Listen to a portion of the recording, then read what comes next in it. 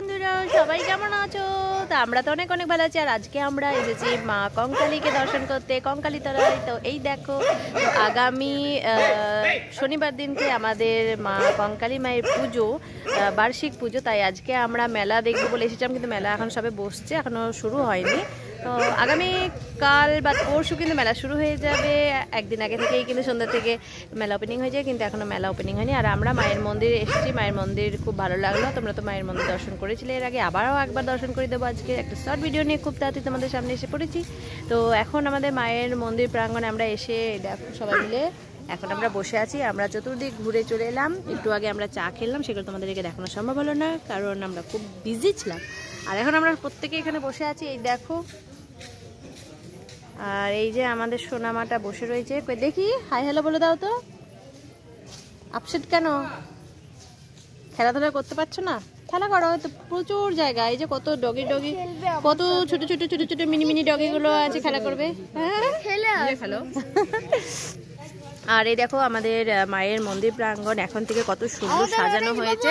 তো চলো তোমাদেরকে এই সাজানো প্রাঙ্গণটা কতটা সুন্দর লাগছে তোমাদেরকে দেখিয়ে নি। তো চলো।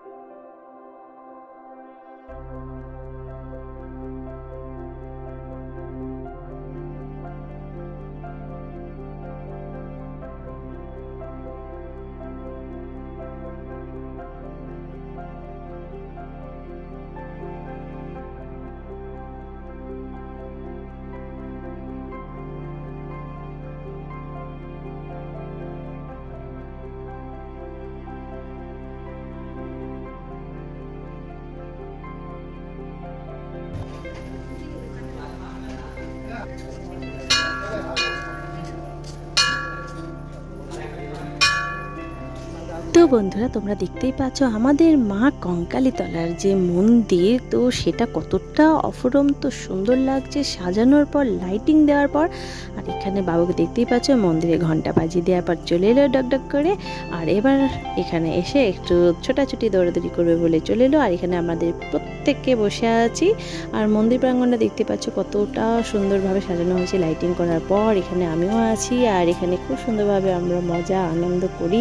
সন্ধ্যেবেলায় আমরা এখানে অনেকবারই এসেছিলাম।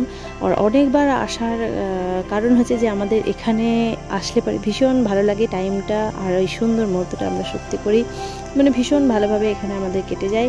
আর একটা শান্তি পাই। তোমরা তো সবাই জানো যে মায়ের মন্দির এলে পরে সকলেরই মনে একটা আনন্দ, একটা শান্তিপূর্ণ ব্যাপারটা থাকে। তো এই কারণে আমাদের এখানে আসা। তো চলো আমাদের এই ভিডিও দেখতে থাকো। আমরা এখন যাচ্ছি মায়ের কুণ্ড। তো চলো কুণ্ড থেকে দেখা হচ্ছে।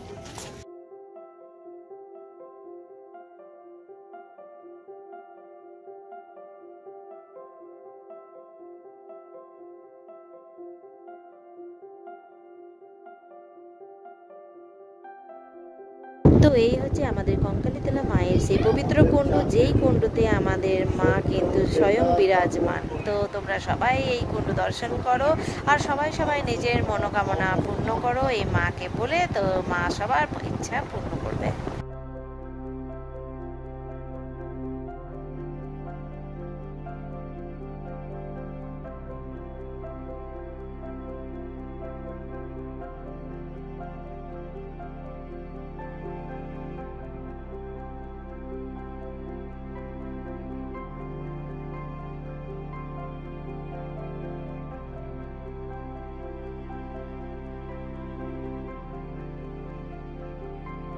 তো বন্ধুরা, যেমন কি তোমরা দেখতে পাচ্ছ, এই হচ্ছে সেই আমাদের বোলপুর কঙ্কালীতলা মায়ের মন্দির, যেটা দেখলে পরে মন খুব খুব খুব খুব খুব শান্তি পায়।